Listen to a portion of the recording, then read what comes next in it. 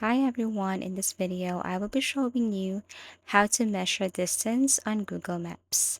So first you just have to launch or open your Google Map, and then let's just say you wanted to know the distance from the Bachong to this place.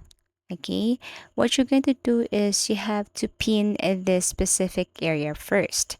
So long press in order for you to pin. As you can see, you have pinned this. And then the next thing to do is to swipe up and you will see this measure distance. So tap this one. Now what you're going to do here from that specific place, you have to simply move up and then click add point or this plus button right here in order for you to be or to have that specific or clearer distance, or let's just say accurate distance. After that, click this add point again and then move. Click this add point again and then move. In this way, they say that it's more accurate to do this than just to simply move it directly to its specific place.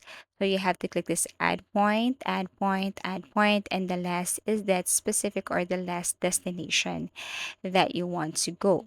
So basically, that's how you easily know or measure distance on Google Maps.